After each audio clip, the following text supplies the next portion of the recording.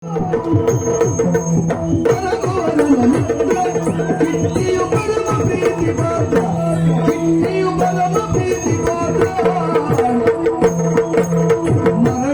ಅರಮನೆಗಿಂದ ವಿಜಯನು ಮೃದುವಿ ನುಡಿದುವೆ ಅನುಮಾನವೋ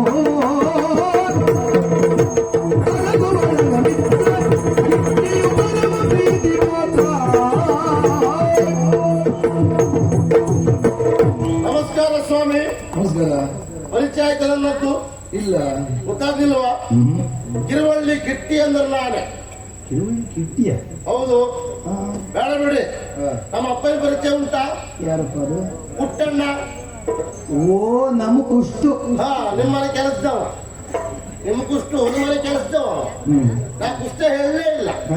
ಪುಟ್ಟಣ್ಣ ಅಂದೆ. ಪುಟ್ಟಣ್ಣ? ಯಾವ ಪುಟ್ಟಣ್ಣ ಹಾಗಿದ್ರೆ? ಯಾವ ಪುಟ್ಟಣ್ಣ? ಕೋಟೆಯ ರಕ್ಷಕ ಪುಟ್ಟಣ್ಣ. ಕೋಟೆ ರಕ್ಷಕ ಪುಟ್ಟಣ್ಣ. ಅವ್ರ ಮಗನ ಅವನು. ಹೌದಾ? ನಿಜವಾಗಿ ನಮ್ಮ ಅಪ್ಪನ ವಿಷಯ ಹೇಳಿಕೊಳ್ಳುವಾಗ ಬಹಳ ಸಂತೋಷವೂ ಆಗ್ತದೆ, ಬೇಸರವೂ ಆಗ್ತದೆ. ಯಾಕಪ್ಪ ಬೇಸರ? ನಮ್ಮ ಅಪ್ಪಯ್ಯ ಬಹಳ ಪ್ರಾಮಾಣಿಕರು. ಹಾ. ಎಲ್ಲಿವರೆಗೆ ಕೇಳಿದ್ರೆ ಕೋಟೆ ರಕ್ಷಣೆ ಅಂತ ಹೇಳಿದ್ರೆ ಹಾಗೀಗಲ್ಲ. ಹಗಲು ರಾತ್ರಿ ಸಹ ನಿದ್ದೆ ಬಿಟ್ಟು ಆ ಜವಾಬ್ದಾರಿವಾಗಿ ಕಾಯ್ತಾ ಇದ್ರು. ನಿಷ್ಠೆ ಅವ್ರಿಗೆ, ಬಹಳ ನಿಷ್ಠೆ, ಪ್ರಾಮಾಣಿಕತೆ. ಎಲ್ಲೇನು ಕೆಲಸ ಹಾಳಾಗ್ತದೋ ಏನು ಅಂತ. ಹಾಗಂತ ಕೋಟೆ ರಕ್ಷಣೆಗೆ ಇವರು ಒಬ್ಬರೇ ಇದ್ದದ್ದಲ್ಲ, ಮತ್ತೆ ಬಹಳ ಜನ ಇದ್ರು. ಹೌದಪ್ಪ. ನಿಮ್ ಉದಾಹರಣೆ ಹೇಳೋದು ನಾನು. ಈ ಪ್ರಾಮಾಣಿಕತೆಗೆ ಹೇಗೆ ಬೆಲೆ ಉಂಟು ಇಲ್ಲೋ ನೀವು ಗೊತ್ತಾಗ್ತದೆ ನಿಮ್ಗೆ ಈಗ. ಹಾಗೆ ರಕ್ಷಣೆ ಮಾಡ್ಕೊಂಡಿದ್ದವ್ರು ಹೌದಾ? ಉಳಿದವರೆಲ್ಲ ಇದ್ರು ಸಹ ರಕ್ಷಣೆಗೆ ಇವ್ರು ಹಾಗಲ್ಲ. ಇವ್ರು ಮಾತ್ರ ರಾತ್ರಿಯೂ ಮಲಗುವುದಿಲ್ಲ. ಇಡೀ ಕೋಟೆ ತಲೆ ಮೇಲೆ ಉಂಟು ಲೆಕ್ಕ ಹಾಕಿ ಒಬ್ಬರೇ ತಿರುಗುದು. ಉಳಿದವರೆಲ್ಲ ಮಲ್ಕೊಂಡಿರುವುದು. ಹೊರದ್ದವ್ರನ್ನ ಇವ್ರು ಎಬ್ಬಿಸುವುದಿಲ್ಲ. ಅಪ್ಪ ಅವ್ರ ಮನೆಯಲ್ಲಿ ನಾ ಕೆಲಸ ಮಾಡ್ತೇನೆ ಅಂತ ಅಂತ ಪ್ರಾಮಾಣಿಕರು ನೋಡಿ. ಹೀಗೆ ಕೆಲಸ ಮಾಡ್ತಾ ಇರುವಾಗ ಇದ್ದಕ್ಕಿದ್ದಾಗಿ ಹರಿರಾಗಿ ಆಕ್ರಮಣ ಆಯ್ತಂತೆ. ಮತ್ತು ವೈರಿಗಳಿತ್ತು. ವರ್ತಮಾನ ಗೊತ್ತಾಯ್ತಲ್ಲಪ್ಪ ಇನ್ನಿಗೆ. ಇವ್ರು ತಡ ಮಾಡಲೇ ಇಲ್ಲ. ಮಲಗಿದ ಉಳಿದವ್ರನ್ನ ಯಾರನ್ನು ಎಬ್ಬಿಸ್ಲಿಲ್ಲ ಇವ್ರು. ಅವರೆಲ್ಲ ಮಲ್ಕೊಂಡೇ ಇದ್ರು. ಏನು ನೋಡುವ ಅಂತೇಳಿ ಅಪ್ಪಯ್ಯ ಹೊರಟೇ ಬಿಟ್ಟು ಹೋದದ್ದು ಹೋದ್ರು ತಿರುಗಿ ಬರ್ಲಿಲ್ಲ. ಯಾಕೆ ಬರ್ಲಿಲ್ಲ? ಹೋದದ್ದು ಒಬ್ಬರೇ ಅಲ್ವ ಇವರು, ಬಂದವರು ಒಬ್ಬರೇ ಅಲ್ಲಲ್ಲ, ಅವ್ರು ಬಹಳ ಜನ ಬಂದಿದ್ರು. ಹಾಗಾಗಿ ಹೋದಂತ ಇವರಿಗೆ ಅವ್ರು ಬರ್ಲಿಕ್ಕೆ ಬಿಡ್ಲಿಲ್ಲ. ಅಂದ್ರೆ ಅಪ್ಪಯ್ಯ ತೀರಿ ಹೋದ್ರು ಸ್ವಾಮಿ. ಆಲೋಚನೆ ಮಾಡಿ. ಪ್ರಾಮಾಣಿಕತೆ ಪ್ರಾಮಾಣಿಕತೆ ಅಂತ ಹೇಳಿದ್ರೆ ನಮ್ಮ ಅಪ್ಪಯ್ಯ ಇವತ್ತಿಲ್ಲ. ಆವತ್ತು ಮಲ್ಕೊಂಡವರು ಇವತ್ತಿಗಿದ್ದ. ಹಾಗಾದ್ರೆ ಪ್ರಾಮಾಣಿಕತೆ ಬೇಕಾ ಎನ್ನುವ ಪ್ರಶ್ನೆ. ಹಾಗೆ ಹೆಚ್ಚಿಗೆ ಪ್ರಾಮಾಣಿಕತೆ ಹೊರಟ್ರೆ ಹೀಗೆ ಆಗ್ಬೋದು. ಕೊನೆಗೆ ಅಂತದ್ದು ಇಲ್ಲ, ಕೊನೆಗೆ ಅವರು ಇಲ್ಲ. ಸತ್ಯಕ್ಕೆ ಸಾವಿಲ್ಲ. ಸತ್ಯಕ್ಕೆ ಸಾವಿಲ್ಲ ಹತ್ತೈತಲ್ಲ ಅವ್ರೀಗ. ಸತ್ಯ ಹೇಳಿದವ್ರು ಬದುಕುದಿಲ್ಲ. ಅದೇ ಹೇಳಿದ್ರ, ಸತ್ಯಕ್ಕೆ ಸಾವಿಲ್ಲ, ಸತ್ಯ ಹೇಳಿದವ್ರು ಬದುಕುವುದಿಲ್ಲ. ಈ ರೀತಿಯಾಗಿದೆ ನೋಡಿ. ಮತ್ತು ಅಪ್ಪನ ಕಳ್ಕೊಂಡೆ.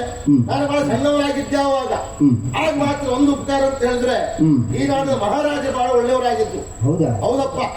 ಅಪ್ಪಯ್ಯ ಹೋದ್ಮೇಲೆ ಕಡಿಮೆ ಮಾಡ್ಲಿಲ್ಲ. ನನ್ನ ಅವರೇ ಸಾಕಿದ್ದು. ನನಗೆ ಬೇಕಾದ್ದೆಲ್ಲ ವ್ಯವಸ್ಥೆಯವರು ಮಾಡಿದ್ರು. ಹಾಗಂತ ವಿದ್ಯಾಭ್ಯಾಸಕ್ಕೂ ನಾನು ಹೋದವನೇ. ಹೌದು. ವಿದ್ಯಾಭ್ಯಾಸ ಅಂತ ಹುಡುಗಾಟಿಕೆ ಅಲ್ಲ. ಹೌದಪ್ಪ. ನಾವು ಪರೀಕ್ಷೆ ಉಂಟಲ್ಲ, ಪರೀಕ್ಷೆ ಅತ್ಯುತ್ತಮ ಫಲಿತಾಂಶ ಅಪಾಯ. ಅಂದ್ರೆ ಏನ? ಕೆಂಪುಗೀಟಿ. ಕೆಂಪುಗೆರೆ ಅಲ್ಲ, ನನ್ನದ್ದೇ ಕೆಂಪುಗೆರೆ. ನಿಮ್ಗೆ ಯಾಕೆ ಗೊತ್ತಾಯ್ತು? ನೀವು ಕೆಂಪುಗೆರೆಯವರೇ. ಈ ಕೆಂಪುಗೆರೆಯವರ ವಿಷಯ ಗೊತ್ತಾಗೋದು ಕೆಂಪುಗೆರೆಯವರಿಗೆ ಬಿಟ್ರೆ ಬೇರೆ ಕೆರೆಯವರಿಗೆ ಗೊತ್ತಾಗುವುದಿಲ್ಲ. ಅಲ್ಲಿ ನೀವಂತಲ್ಲ, ಇಲ್ಲಿದ್ದವ್ರು ಹೆಚ್ಚಿನವರೆಲ್ಲ ಕೆಂಪುಗೆರೆಯವರೇ. ಮತ್ತೆ ಸರಿಯೂ ಓದ್ದವ್ ಇಲ್ಲಿ ಬರ್ತ ಈ ಕೆಲ್ಸಕ್ಕೆ ಬರ್ತಾವ, ಬೇರೆ ಉದ್ಯೋಗ ನೋಡ್ಕೊಳತ್ತ. ಈ ಕೆಲ್ಸಕ್ಕೆ ಬರ್ತಾರೆ ಅಂತ ಆದ್ರೆ ಅರ್ಧಂಬರ್ಧ ಕೆಂಪುಗೆರೆಯವರು ಅಂತ ಲೆಕ್ಕ. ಒಂದು ತಿಳ್ಕೊಳ್ಬೇಕು, ಇಲ್ಲಿದ್ದವರು ಕಲ್ತದ್ದು ಕಡಿಮೆ ಆಯ್ತು ಅಂತ ಯಾರು ತಲೆ ಆಸರ ಮಾಡುವಾಗಿಲ್ಲ. ಕಲ್ತದ್ದು ನಾವು ಕಡಿಮೆ ಇರಬಹುದು. ಹಾಗಂತ ಎಂತ ಕಲಿತವ್ರು ಬಂದ್ರು ಅವ್ರಿಗೆ ಕಲಿಸ್ಲಿಕ್ಕೆ ನಮ್ಗೆ ಗೊತ್ತು.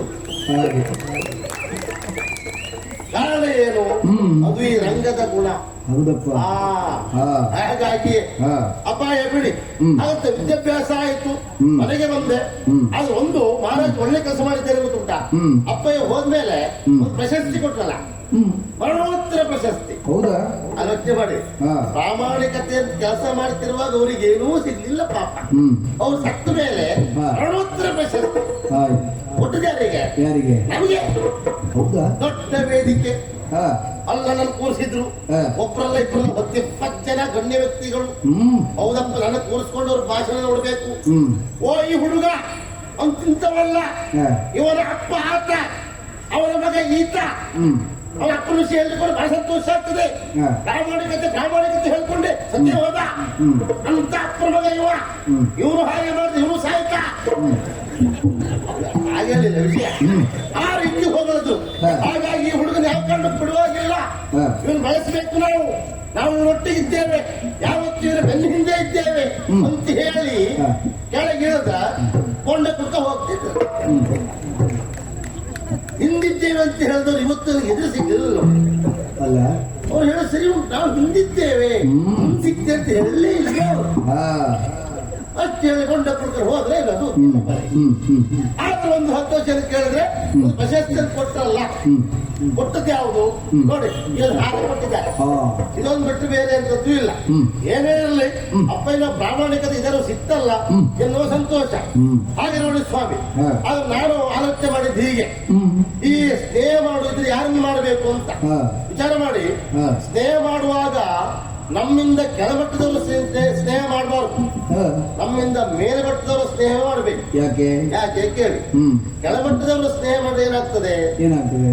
ನಮಗೆ ಗಂಡ ಅಂತ ಹಾ. ಅವ್ರು ನಮ್ಮಲ್ಲೇ ಕೇಳ್ತಾರೆ. ಓ. ಅದೇ ನಮ್ಮಿಂದ ಮೇಲ್ಮಟ್ಟದವರಾದ್ರೆ ಅವ್ರು ನಮ್ಮಲ್ಲಿ ನಮಗೆ ಕೊಡದೇ ಇದ್ರೂ ತೊಂದರೆ ಇಲ್ಲ, ಹಾ. ನಮ್ಮಲ್ಲಿ ಕೇಳುದಿಲ್ಲಲ್ಲ. ಹಾಗೆ ಆ ನಿಟ್ಟಿನಲ್ಲಿ ಯೋಚನೆ ಮಾಡಿ ಅಂತವ್ರನ್ನ ಸ್ನೇಹ ಮಾಡಿದ್ದಾರು. ಹಾ. ಯಾರ್ಯಾರು ಅಲ್ಲ, ಹಾ. ಇಲ್ಲಿಯ ರಾಜಕುಮಾರ ದಿಗ್ವಿಜಯ ಓ. ನನ್ನ ಆತ್ಮೀಯ. ಹೌದು ಸ್ವಾಮಿ.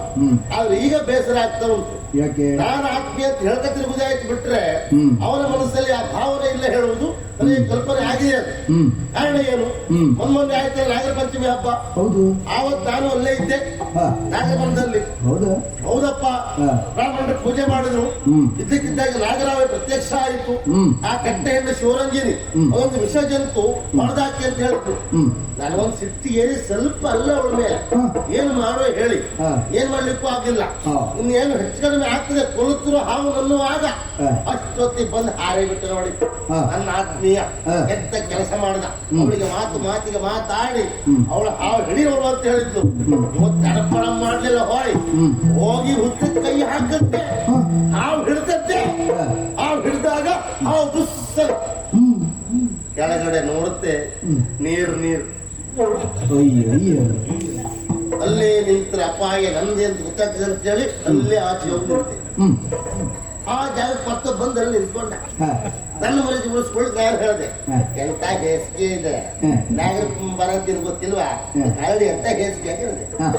ಪಾಪ ಅವಳು ತಲೆ ಬಿಸಿ ಆಯ್ತು. ಈಗ ನೋಡಿದವ ಯಾರದ್ದನ್ನು ವಿಮರ್ಶೆ ಮಾಡ್ಲೂ ಇಲ್ಲ, ತಲೆ ಕೆಳಕ ಹೋಗ್ತಾ ಇತ್ತು. ನೇರ ನಮ್ದು ಅಪ್ಪ. ಆ ರೀತಿ ಪರಿಸ್ಥಿತಿ ಏನೇ ಇದ್ರು ಸಹ ನನ್ನ ಆತ್ಮೀಯ ಒಳ್ಳೆ ಕೆಲಸ ಮಾಡಿ ಅನ್ನೋ ಕಾರಣಕ್ಕಾಗಿ ನಾನು ಮಾತಾಡ್ಸ್ಬೇಕು ಅಂತ ಕೈ ಮಾಡಿದ್ರೆ, ಕೈ ಸನ್ನೆ ಮಾಡಿ ಕರೆದ್ರೆ ಮುಖ ನೋಡಿದ್ರೆ ಹೋಗ್ತಾ ಇದ್ದಲ್ಲ ಮರ ಆ ದಿವಸ. ಆವತ್ತೇ ಲೆಕ್ಕ ಹಾಕಿದ್ದೆ, ದೊಡ್ಡವರು ಸಾಹಸ ಮಾಡಬಾರ್ದು ಅಂತ. ಖಂಡಿತ ಅವನ ಲೆಕ್ಕ ಅವ್ನು ರಾಜ್ಕುಮಾರ್ ಬೇಕಾಗಿ ಗುಂಪು ಲೆಕ್ಕ ಹಾಕಿದ್ನು ಏನು ಅವನ ಹತ್ರ ಇದ್ರೆ ಅವನಿಗೆ. ನಮ್ಗೆ ನೋಡಿ ನಮ್ಮ ಸ್ವಭಾವ ಎಂದು ದೊಡ್ಡದನಿಗೆ ಖರ್ಚಿಗಿಲ್ದೆ ಇದ್ರು ಒಡ್ಡಿಲ್ಲ, ಸ್ವಾಭಿಮಾನ ಬಿಟ್ಟು ಮಗ ಅದಲ್ಲ. ಖಂಡಿತ ಯಾವಾಗ್ಲೂ ಹಾಗೆಲ್ಲ. ಇಲ್ಲಿಯವರು ಬದುಕುದು ಹಾಗೆ, ಇನ್ನು ಬದುಕುದು ಹಾಗೆ, ಪ್ರಶ್ನೆ ಇಲ್ಲ. ಹಾಗಾಗಿ ದೊಡ್ಡವರಾದ ಅವನಿಗೆ ಆಯ್ತು, ನಮಗೆ ನಾವೇ